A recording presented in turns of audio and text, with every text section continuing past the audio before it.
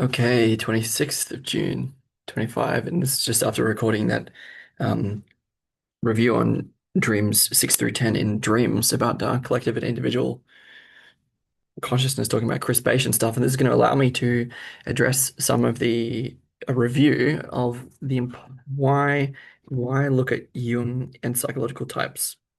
So this is about psychological types, going to address some of the considerations that came up from rewatching, talking about nominalism and realism and this typological difference in that Jung talks about in psychological types. And so it's a way to talk about the split in modern consciousness that modern Western people experience as the meaning crisis. And again, Jung talks about that in terms of his typology. And the first point that I wanted to make is that there's a way where I'm less interested in getting specific about what each of the different pairs of opposites are than simply progressing with any pair of opposites, and talk about that. So there's a way, for example, um, I'm trying to think of an example of how to describe this, but there's a way that it doesn't matter what terms we describe the split in, or it does matter, but it's less important to me than simply talking about the split uh, that we experience, existentially speaking, and that's why listening to Jung, I think, can still be interesting, or part of the reason that I think listening to Jung can still be interesting, even if um, his typology is one that we may want to change or update in some way, or we may not consider. Um, like there may be more important dimensions of this split that he fails to emphasize, or something like that. This is like his way of talking about something which is bigger than the way that he talks about it. Um, One of the key underlying features of the split, again, from the chapter, it was this like main split between, on the one hand, abstract, unnatural, unity, rational, superhuman, impersonal, and thinking, and on the other side, sensory, natural, multiple, irrational, human, personal, and feeling. Or you could say transcendence and immanence. Um, and Jung connects the first of those categories with sort of introverted thinking, and the latter of those categories with extroversion and maybe extroverted feeling, broadly speaking. And the reason he does that for him is because those two categories, introversion and extroversion, have to do with where energy flows. So he thinks of the relation between subject and object, and he thinks of the energy flowing to the object as being extroversion, and this having to do with the reality of the many real things that we see in front of us. And introversion is that the energy is flowing instead not to objects but to the subject, and this involving facility with creation of the felt sense of abstractions that we can create. So more idealism in a sense, I want to say. But why talk about all this? Well, I'm going to address that. I wanted to give an example of the something called the I don't know if I can talk about I'm going to talk about something called the interpersonal so complex, but I might do that in a different place because I don't really feel able to. It's a way of like there's a thing where, for example, in psychometric testing uses like Big Five theory of personality. There's a way of using statistics to um, mm, it would be much easier to show this in an image, but it's kind of like if the if the statistical data in testing psychology ends up with like, hey, there's extroversion and introversion. Well, um, what are the aspects of introversion and extroversion? Well, there are statistical ways of measuring that that can be where a statistical model can be, in a sense, rotated to capture different aspects of statistical data. And what that gives is that we can sort of group different chunks of the statistical data under different terms. Um, and that's like a technical process that they do in psychometrics, where um, the analogy to using this here would be that Jung gives different examples, namely of Schiller in chapter 2, which we might go into, and William James, of people who expressed a typology from within a certain bias or from within the perspective of a certain type. And he talks about this as sort of having this, yeah, biasing, corrupting influence. And the analogy here is that different people or different ways of analyzing history in this way might come up with different terms, different points of view that where they see this split manifest in different ways. And it is important, and we will talk about some of the differences um, that are revealed by the differences in how people understand this split and how they see it differently. But at the meta level, I guess what I'm saying is that the fact of people observing this split, that something's going on, let's say, um, is more important than the specific words that we use to talk about it. So again, I'm pointing to the non-propositional or sub-propositional, so beneath the specifics. Like, for example, one way of talking about it might be in terms of the one and the many, or in terms of we did like nominalism and realism, or between the transcendent and the immanent, or the transcendent and the finite. Like there are many different ways of lots of different pairs of opposites, and the fact of them being not as well unified as we might like. But again, this is going to be careful because like differentiating is also one of the functions, right? So we want to be able to reunify or reintegrate them, synthesize them, but also to differentiate to avoid confusion by getting them in the right place. And the idea is that the logos can do both. That's one of the functions of the logos anyway. Anyway, so moving on a little further into this review of the content that came up in analyzing, yeah, part two of, I think, yeah, part two of chapter one. This is like the type problem in classical medieval thought. Jung talked about Abelard, who gave an attempted reconciliation between these views, and he um, gives a critique of Abelard where if you give sort of weak source, like if you, as a way of mediating these two very different pairs or categories, if it's not coming from the right place, then it just falls into one or other side. And you're saying that Abelard fell victim to this mistake, where if you try to give a sort of logical argument or a theory, uh, yeah, logical argument or a theory why the two can go together, then it sort of falls into the camp of the abstract and the ideal, and the nominalist side it doesn't really get it, or it doesn't really hold up to, it's not a good argument, something like that. So this is a mistake that comes from the bias that I named, where if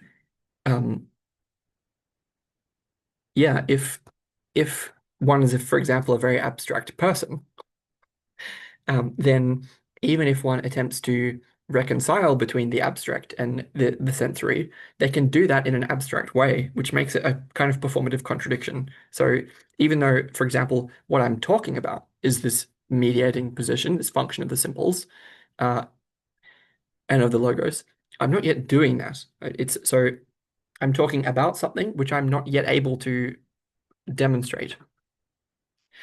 That's very important because Abelard made that mistake, and we all, let's say, keep making mistakes like that.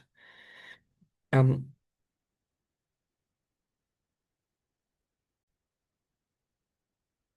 Basically, one of the points about that might be that in our attempt to reconcile these very different, let's say, schools of thought, um, or to yeah reconcile between the pairs of opposites in different ways, it can be very difficult to that recognize one's biases. Um, and so, like I just talked about that in terms of typology, where, for example, if one wants to talk about mediation between introversion and extroversion, and one is very introverted, it might be quite difficult to perform that mediating. But a bigger example of that same kind of problem is that it's very difficult to be aware of the degree to which our context structures our perception.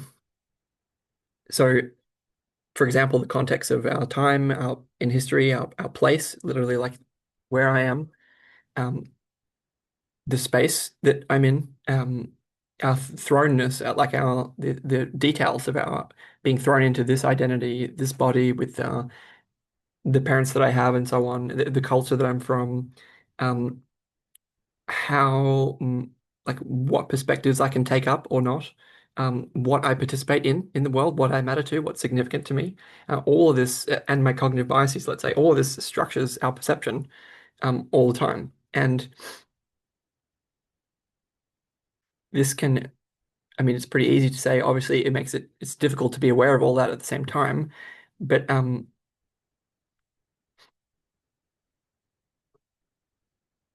example of how that can show up is an elaboration of the sociological critique that I referred to, I think, during the last video here, where like I'm taking from sort of Daniel Schmachtenberger and Jordan Hall, where sort of um, we had the before the for the last 10,000 years there's been like the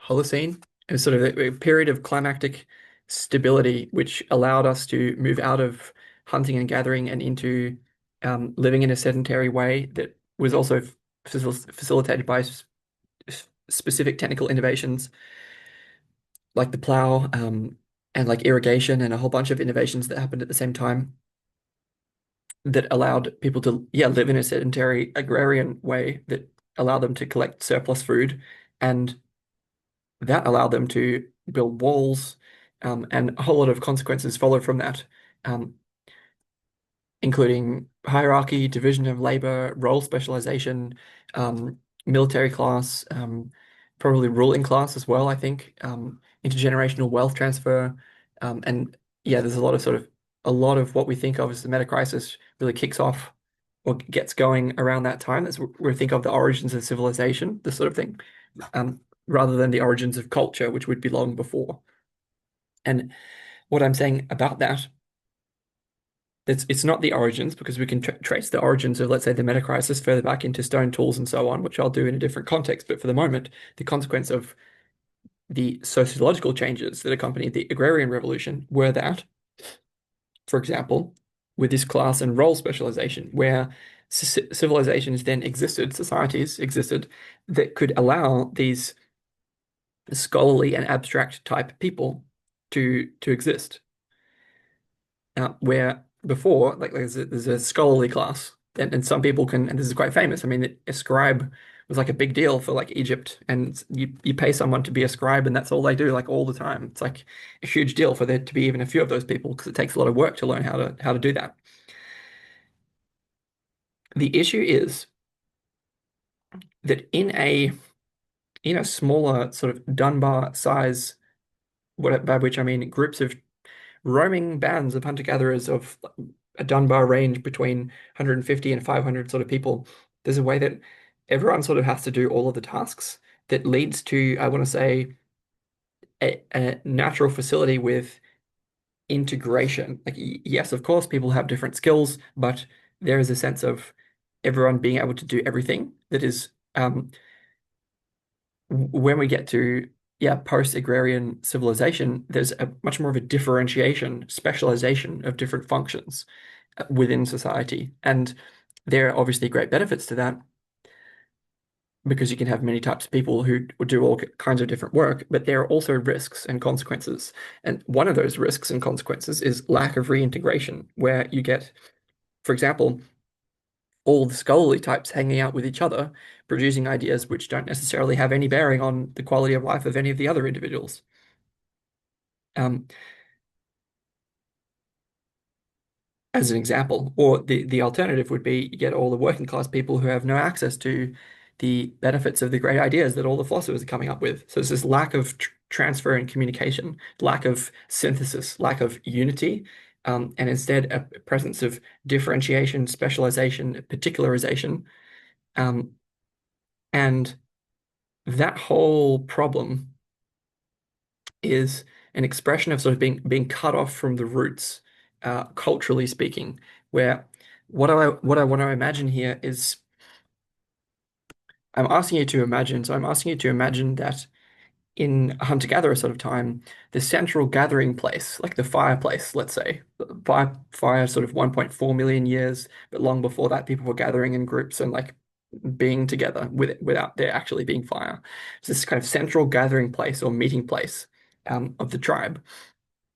It's a very important cultural context that facilitated the group bonding, unity, transfer of ideas.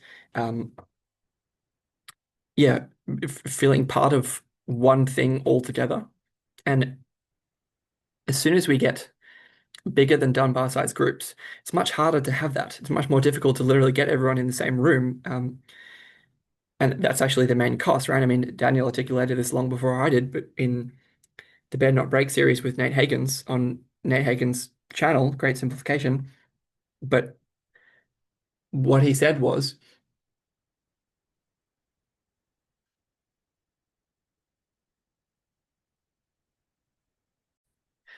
yeah, what he said was that people, when they move to like a bigger scale of living, they sacrifice the intimacy and relationality of knowing everyone and having direct relationships with everyone for having the peace and security of having um, a warrior class that has not necessarily rule of law, but they have the means to defend the whole population.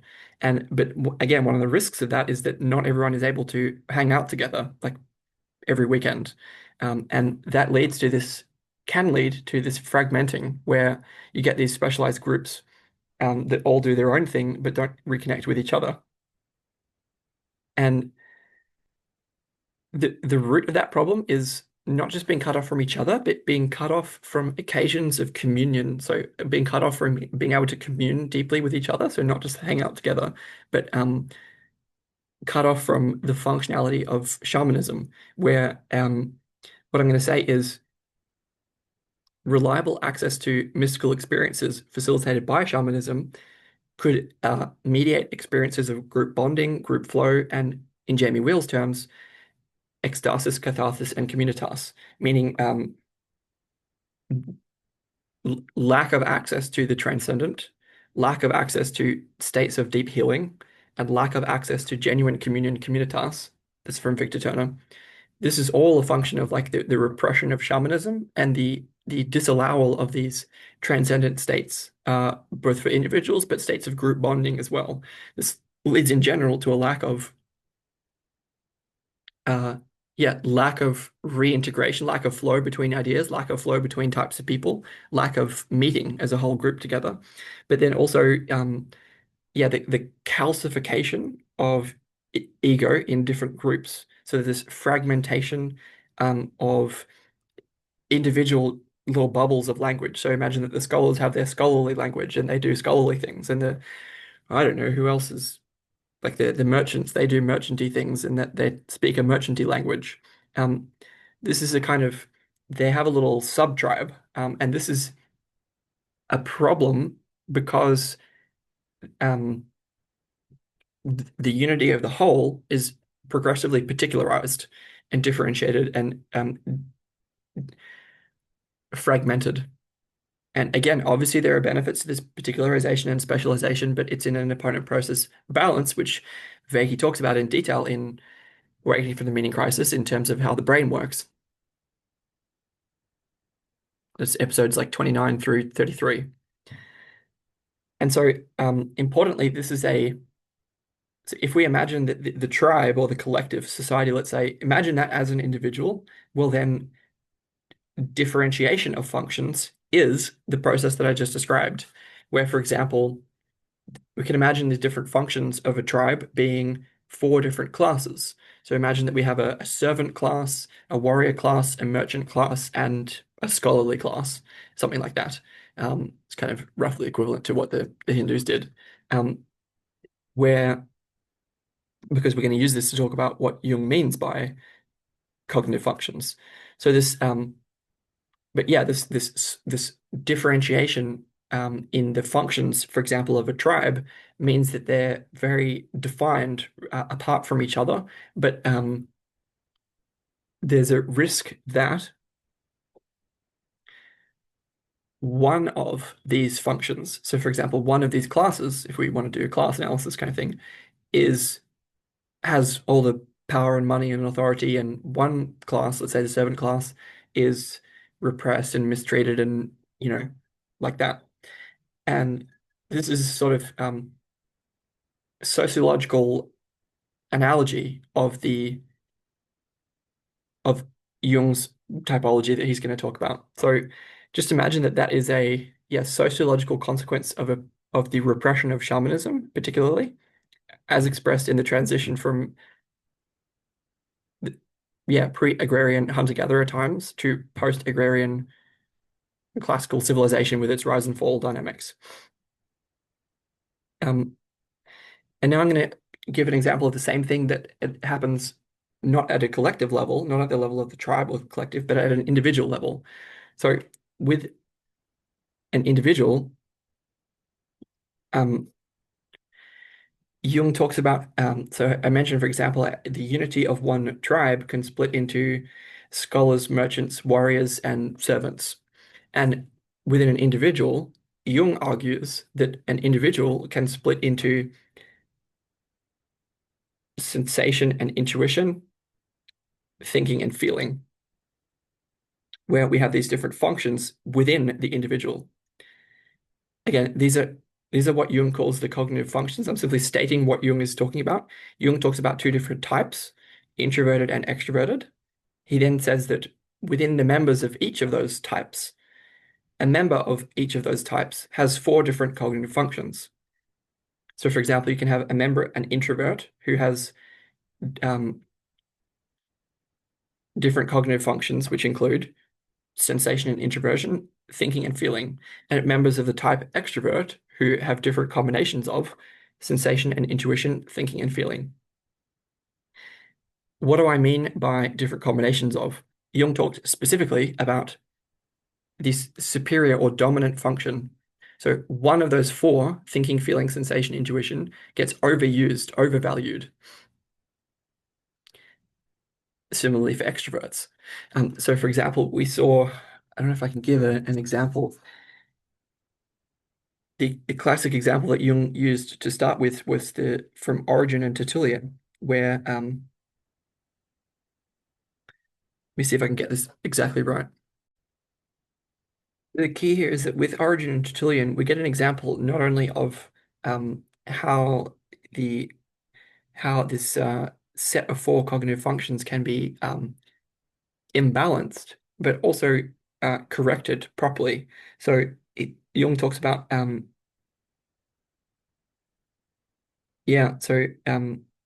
just to say, Origin was a classic example of the extrovert whose basic orientation is toward the object, and he and toward feeling, toward sensation, broadly speaking.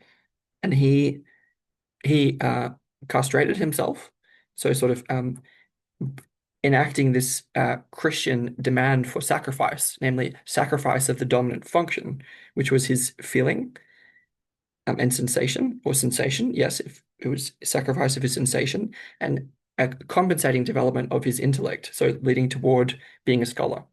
Whereas for Tertullian, it went the other way around. For example, Tertullian had an extremely dominant function of his thinking.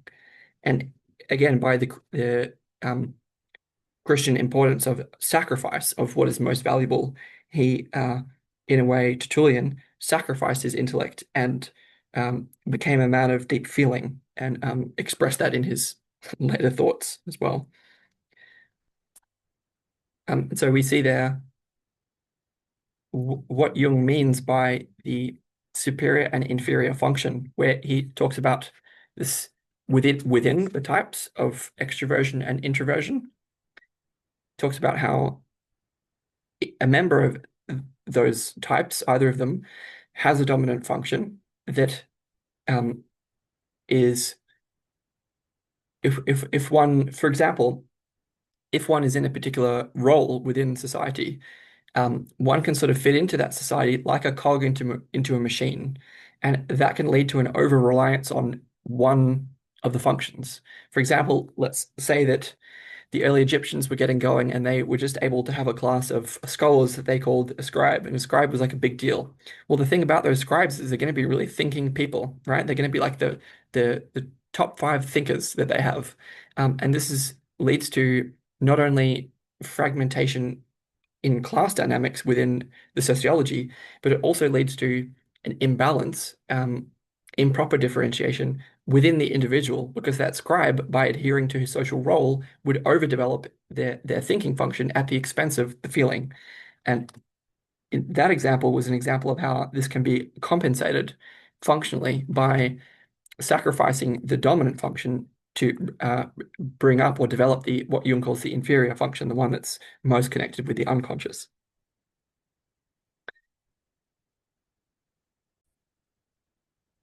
That allows me to talk about what are the consequences of that in terms of individuals. And again, we talked about individuals and collectives, and we talked about um, talking about individuals and collectives in terms of, for example, four different functions or groups, psychologically and sociologically. And then we're talking about what are the consequences of this split, this internal split, which can be put in terms of two or four, let's say. And Jung was talking about that. And in terms of the individual, for example, in the part where he was talking about there was a mistake that people made, people like Ansel made, where they ended up making an argument for non-material reality. So they're sort of making this poor logical argument, God exists because I feel that God exists, and it's like, oh, because they lack the imagination to imagine that God doesn't exist. That's not a very good argument. And Jung is saying that this is a kind of mistake, where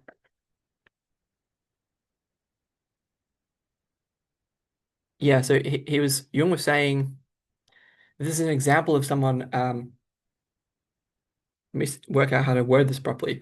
What I'm saying is that that kind of a mistake is a manifestation of the over differentiated split into the four functions that Jung talks about. So whether it's, for example, a lack of integration of those functions, what is one of the ways that that could manifest? Well, we talked about a split between, for example, sensation and abstraction, where for what who Jung calls primitives, by which we mean indigenous societies running a hunter-gatherer model of how to do the human thing, human society in a more sustainable way, let's say, they had deep integration, let's argue for the sake of simplicity, they had deep integration between sensation and abstraction, where the ideas that they had were experienced as visions. They were experienced in shamanic states, in dreams. They were really encountered. So they were sensed, empirically speaking, let's say. And as that split between sensation and abstraction became greater, um, then we that led to the ideas for things that we couldn't sense. It led to the abstract expression of what we now think of as concepts.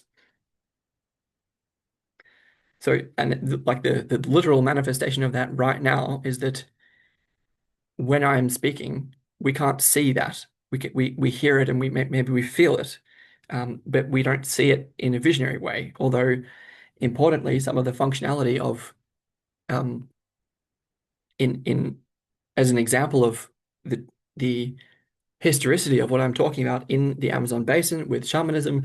They talk about how it's the Icaros, the songs of the shamans that provide the functionality of the healing and the catharsis, where it's not just taking a psychedelic medicine, it is the expression of the logos of the shaman that does the healing work. How? Well, the an experience like that involves uh, visions, like seeing visions, and there's a deep synesthesia, meaning blending of seeing and hearing, where the sound of the shaman's voice modulates the visions in real time. And this, in some way, is in like the cathartic effect, the healing effect of the shamanism is tied up in that in some way. And so when I talk about this like deep integration of sensation and abstraction, that's like very, very real, that we have deeply lost. And what are the consequences of having lost that? Well, that we have this split between the four different functions that are not as unified as they could be. And I'm going to say that that actually leads to a disempowering of the logos. That actually leads to a lesser form of what we think of as logos because we just think of it.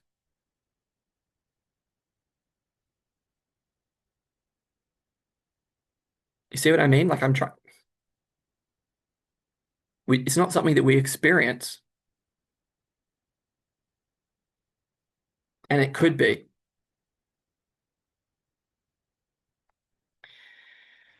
And where that came from. So just to say, yeah, the consequence of that is that we end up making the mistake that Ansel made, which is that we argue for the existence of non-material forms. For example, um, I'll give one example, God. Imagine God the concept. Well, we get some people arguing for God, and then these other people, these more, the nominalist, extroverted types, they come along and they say, hey, by the way, that's not a real, you're not talking about something real, it's imaginary. You're just making it up. Your words don't point to something real, they're just words. And Jung's whole point is that for the people who do experience God, they're coming from out of their experience. They do actually experience something real, but then they misuse the logos. They argue for it.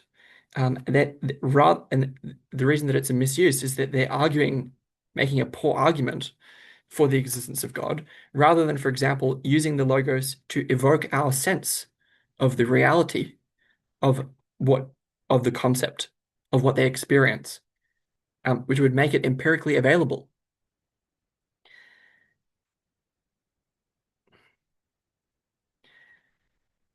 And so that leads us to an understanding of the function of the logos. So the logos has this function of um, as a shamanic capacity. So again, I was talking about the functionality of shamanism in performing this reunification culturally, and the way that the trouble is that the logos can. I was talking about misuse of the logos, and so we sort of started to talk about how it can be used well. But now I want to talk a little bit about how it can be used misused. And one of the ways I said that it could be misused is by making arguments, which is essentially, I'm going to say, sophistry, not philosophy. And like arguably, even philosophy would be a reduced form of, yeah, inadequate to what our needs are. But I can come back to that later. So for the moment, to say the use of the logos can also be a form of black magic. So we had this critical distinction from Kant. The main distinction from Kant was this distinction between reality and our understanding of reality, where we really grok like in the most way with Kant, in the clearest way, in, in the most way. Gosh, that was terrible. Uh, we really grok with Kant that there is a that our words can be illusory, that we can point to with our words things which are not real. That there is a difference between what is real, namely, like it's a book, but yeah, it is a physical object. Um, and this is, I mean, Alan Watts was pointing to this all the time. It's this reality, which is like the here-ness and nowness of happening, of immediate present consciousness right now. This is like, in a way, it's reality. Um, and even then, like the world is very real, and like if you're about to get eaten by a tiger or the metacrisis, for example, then stopping to notice the direct experience of consciousness is maybe not it's maybe not the time and place for that, although it might be just the time and place for that. Um, my point is that the logos can be misdirected, not only by giving arguments for the existence of God rather than evoking our sense of God, which would be a better use of the logos, but it can also be misused in idolatrous terms to um, give give life to entities, spiritual entities, let's say, which would not otherwise have power. And so, as we know, the logos is very powerful. It can if we imagine something and we use the logos in the right way, it can combine this abstraction sensation to make that thing that we imagine to evoke it. And to do so, um, to this would be yeah, that's idolatry. I don't know how to that's what sorcery is. So I'm talking about black magic. So this is the idea of um, you can pay homage to a deity, which is not very nice. And this is an instance of the right means being used by the wrong man. And so it's a reversal of the previous problem. So previously I talked about how you could imagine, let's say, what's most high, let's call that God for the sake of argument, but then you use argument, you use a rational argument to argue for the existence. This is the right goal, let's say, but the wrong way of getting there. But in black magic, it's the other way around, where it's like someone has very powerful use of the logos, so the right means, but they're using it toward the wrong end. Um, and yeah, so one can have great power over the logos, but use it for the wrong ends. And that results in, yes, sorcery at the shamanistic level. Great example of that is, again, Michael Taussig, who wrote a book that I was talking about, Mastery of Non-Mastery in the Age of Meltdown, which is about mimicry and imitation, actually. But he also wrote a book called Shamanism, Colonialism, and the Wild Man, in which he talks about sorcery and colonialism in the Rio Putumayo Basin, and it's really fascinating history of South and Central America in shamanism as as attended by Western colonialism. I like him because he's Australian, and you don't really get Australian scholars very often, and he's also a Marxist, I think, though, so maybe not the most helpful. But anyway, I was talking about the two risks of misuse of the logos um, of sophistry and sorcery, and yes, this allows us to resituate what Jung is talking about because he says that, and I actually wanted to quote what he said. So the idea of like Jung's expressing why it's a mistake to make the arguments. So this, I'm going to say sophistry. Why is sophistry a mistake? Um, and Jung sort of saying it's the fact that has to be reckoned with, not the sophistry of its proof. The mistake of the ontological argument consists simply and solely in its trying to argue logically, when in reality, it is very much more than a merely logical proof. The real point is that it is a psychological fact whose existence and efficacy are so overwhelmingly clear that it needs no sort of argumentation to prove it.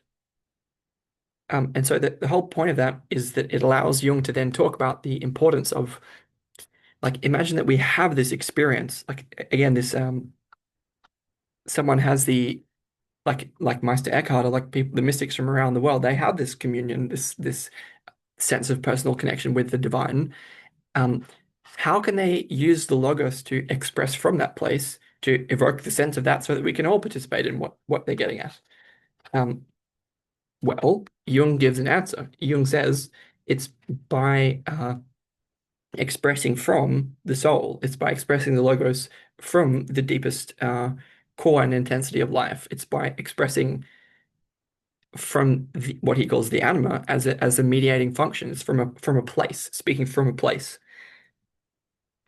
And yep, and so being able to do so, um, so it involves it's a capacity, it's a shamanic capacity, and it involves two things. It involves, first of all, experiencing the transcendent reality, like for oneself, and then being able to not only speak of that, but speak to it and speak into it and speak from it. Um, and I'm then saying that like Jung is recommending this as a way of being, and or at least he's intimating it, and I'm saying I'm recommending it as a way of being, um, or at least a social capacity function, shamanistic function that we need to recover desperately as a way of being. This can avoid the traps of arguing for the transcendent, which is sophistry, is a misuse of logos, but it can also avoid the trap of sorcery, which is the use of the logos, but for contrived or idolatrous ends. And so this right capacity that I'm arguing for requires the capacity to speak rightly and from a certain depth of being, which is not available to either the sophist or the sorcerer. So the sophist can speak from a certain depth of being, but not rightly, and the sorcerer can speak rightly, but not from a certain depth of being, let's say. It doesn't really matter that much. Anyway, what that leads us to next, I think the direction I want to go from here is like making sure that we understand that I'm still involved in a performative contradiction if I'm actually not able to demonstrate what Jung is talking about.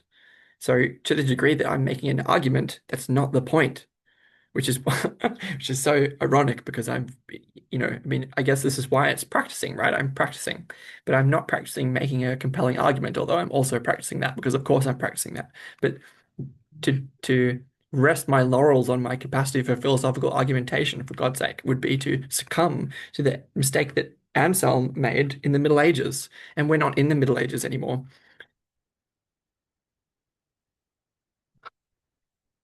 So yeah, there's a way that we're talking about recovering some of the functionality of shamanism by innovating or remembering specific psychotechnologies that involve creative fantasy, proper use of the logos, um, the divine word, and what else? Like aiming it in the right direction, which is important. And this is what I'm saying that this is what Jung means, or this is what I think Jung is pointing to when he's talking about the role of creative fantasy, of symbol formation, in of the reality and priority of the anima and the soul, as mediating between the different pairs of opposites. Um, and again, just to say, I've been articulating why getting to the depth of expressing from that place doesn't fall into the trap of expressing in argument.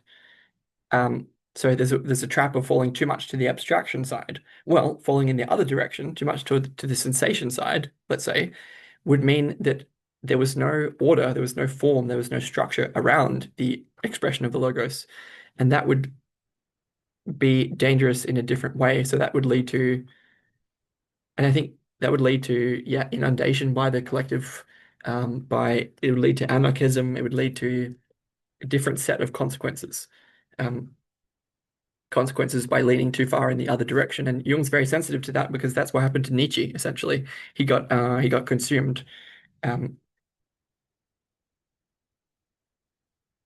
and this is why symbols are so important, because the reason that symbols, and I want to say like sacred numbers and sacred geometry, it's like circles and triangles and squares and things like that we're going to talk about in great detail, mandalas. This is why I'm doing this series on dreams, is because it's the function of symbols is to serve. A part of the function of symbols is to serve as the uh, most basic organizational principles or forms through which the logos can express itself. Um, like if you, for example, just to imagine the structure of a fountain.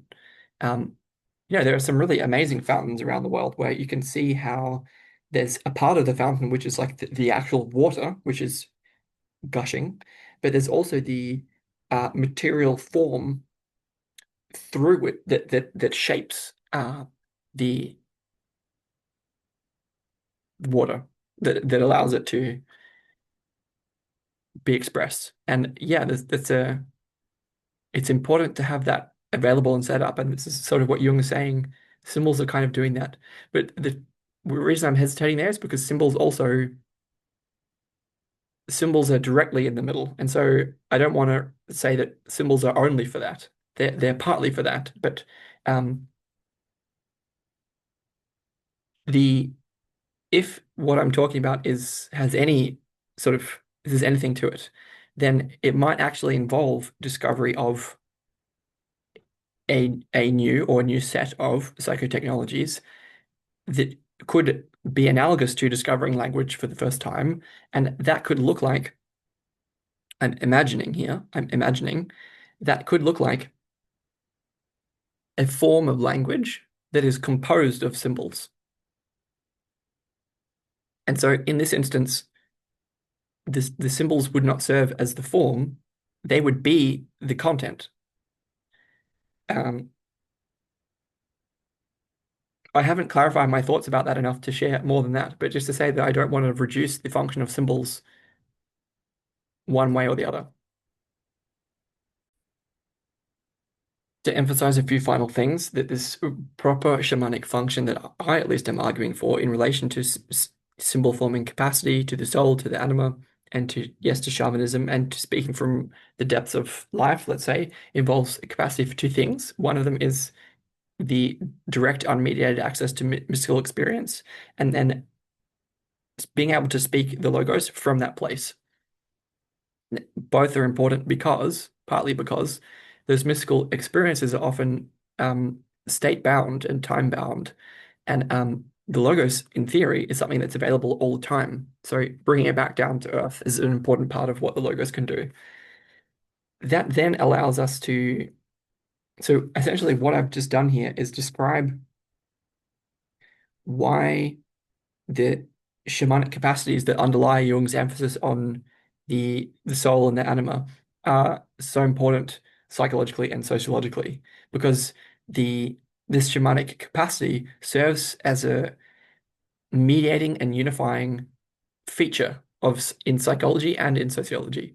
So if you again, I imagine that this um, it relies a bit on morphic resonance, but that's not really a bother here. So imagine that we've been hunter-gathering for like hundreds of thousands of years, maybe millions of years, right? And so this form of like gathering together in one place, it has been there for a very long time. And even though we've only had fire for 1.4 million years, which is still a pretty long time. And the point here is that imagine that the that sort of cultural form of being in a circle with other people and having a fireplace there, this is like some source in the middle. Um, this is really deep in the guts of who we are. This is really core to what it means to be a human and to be a group of humans, both internally and externally. And I mean, the origins of religion, as far as we can tell, were I mean, let's imagine what they were up to. Well, they were in their groups. They were singing and dancing. They were even before they were speaking. They were saying something. They're making noises to each other. Sure, they were up to lots of cool different activities. Um, and this allows us to, and this, it makes people feel and think, and it bonds the group. It connects us with each other. And this is like how shamanism serves a unifying role in sociology. And it's still a little vague there, but I think we can see pretty easily from there how what I'm trying to evoke is the sense that recovering this shamanistic or function of the logos is a has this capacity to reunify the split, has a capacity to bring back into balance everything that has been differentiated, specialized, and particularized. And I really do think of the word as I mean, maybe that's I'm sympathetic to the argument that maybe that's just my piece to contribute. I'm a bit of a talker, and there are maybe other manifestations of this unifying, reunifying that are important, like um,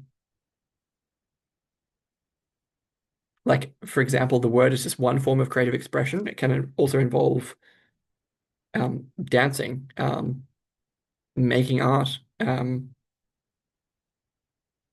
making music.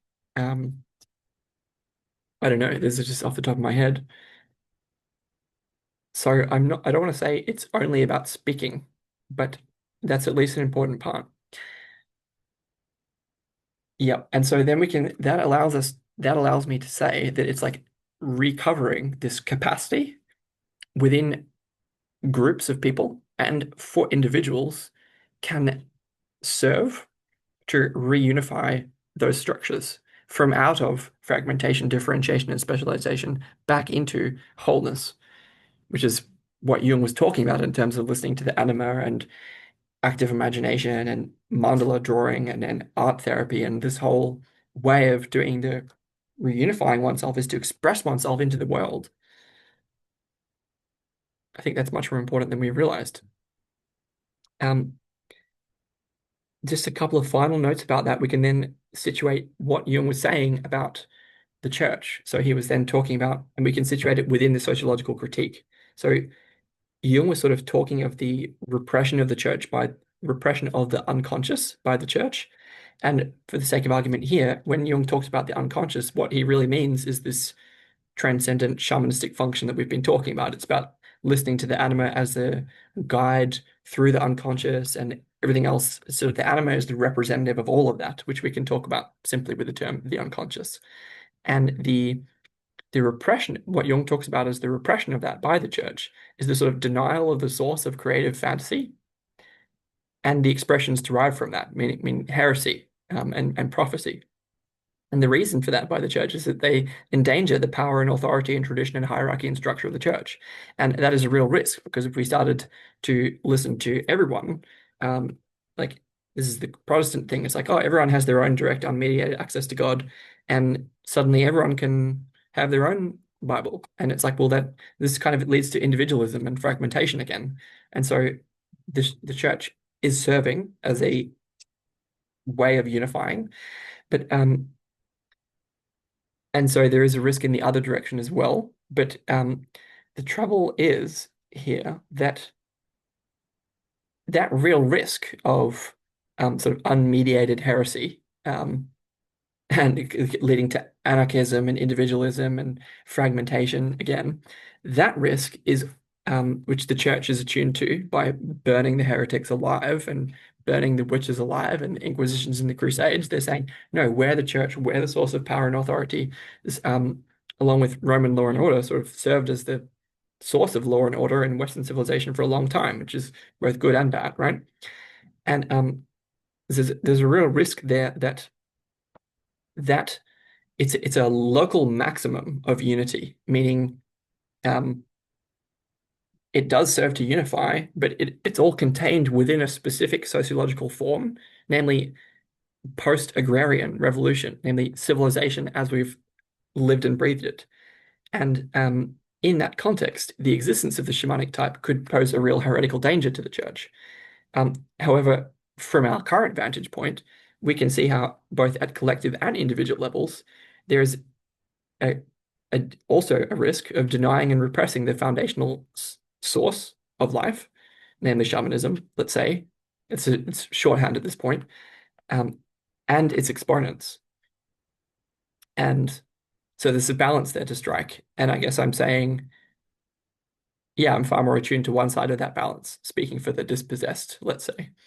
Um, although I don't know why I would be speaking for them, but I don't feel that I have a place in the church. Actually, it doesn't feel like they get it because it's kind of like all built within that sociological form and the stories that they've been telling for an awful long time. And it's like those are actually structural inadequacies that I think that will have its consequences. Like I do think that is ultimately a regression. I think Viveki's argued for that in different places as well, but it's tricky here because sort of everything is, modern culture is ending up being very Christian in a lot of ways. And so we want to be able to talk to such people and get along with them without necessarily signing up to all of their beliefs. And I'm still working it out, what I feel about it. But moving on, we can just say that this repression of shamanism by the church, which is what Jung was really talking about in terms of repression of the unconscious, the consequence of that is that it shows up, it manifests as overvaluation of one of the functions, namely the primary function, and repression of the inferior function. So again, we had these two different types, members of which each have four functions, one of which functions is superior and one of which is inferior. And basically, it's the inferior function, which for Jung is least relied upon and is therefore most repressed into the unconscious. And therefore, it's making space for the inferior function, again, both individually and collectively, that allows one to gain access to the source of life in Jungian terms. Um, and it's the repression of that collectively, which is manifest in the orthodox repression of heretics and shamanism. Okay, and so just a final piece here before I finish this, what's supposedly a review, is that we can see here the emergence of the problem of three and four. Um, what do I mean by that? Well, I've talked in other places, namely the fourth part of the commentary on zombies in Western culture about this about and in also in the review that I just gave in Dreams uh 6 through 10 of this stack of propositional, procedural, perspectival, and participatory that we have from Viveki, which is extremely helpful. And I was arguing that the first three of those, propositional knowing that, procedural knowing how, and perspectival knowing as different perspectives, these form a kind of trinity. Um, we could see how like the classical Christian Trinity is Father, Son, and the Holy Spirit, and the argument from Jung and in John Dawley, The Psyche as Sacrament and the Recovery of Religion, arguing that the Christian Trinity sort of denies and represses everything that doesn't fit into that category, namely women, the reality of evil, and the shamanistic function of the logos. And to name three exceedingly obvious examples. And Jung's whole point in moving from a three back to four, a quaternity, is to fix that up. And yeah, I'm mentioning this because I'm going to talk a lot about the problem of three and four in connection with dreams later on. It's going to become extremely important, and mentioning it here helps. But we can see how, like, again, we can take from Forrest Landry in Immanent Metaphysics. It talks about the importance of the structure of these triads. So again, I gave the classical Christian Orthodox dogma of the Christian Trinity, Father, Son, and Holy Spirit. And but we can also see how, like I was arguing, propositional, procedural, and perspectival ways of knowing also form a kind of triad, which can either deny or admit the revelations which come from a more participatory level of knowing. Um, and yeah, we can either sort of get ourselves together to like imagine, so imagine that the propositional, procedural, and perspectival form the different points on a triangle, and imagine that there is a blast of water that goes through that triangle. Well, that would be the equivalent of the logos coming from the participatory level, and unless the relationships between all three of those points of the triangle were able to accommodate that, then it's basically not going to work. It's going to block the function of the logos. And I think that's exactly what we see. So this has been,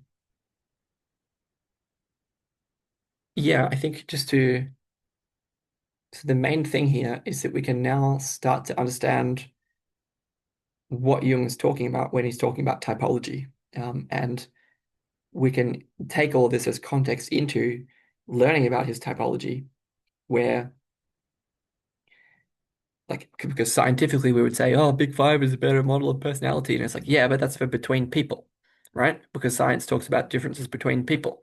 But if we want to understand an individual qua individual, then we need to be able to get in touch with their subjective experience, namely their soul, which is the whole point of humanistic psychology and what Jung's talking about. And so it's not out of place to use Jungian typology as at least a way of beginning to do that. Um,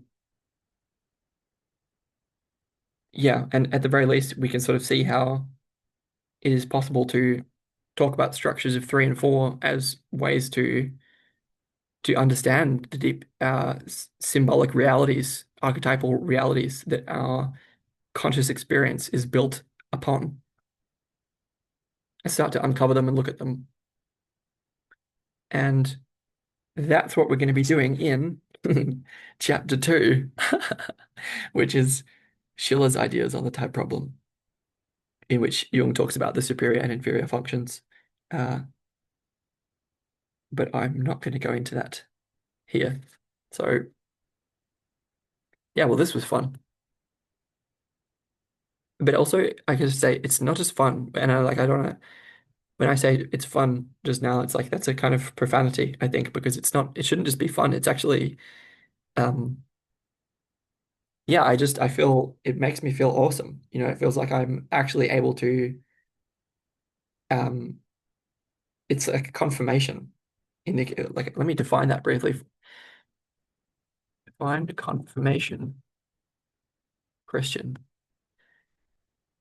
Confirmation is a sacrament or rite that signifies a person's mature commitment to the Christian faith and strengthens their relationship with God.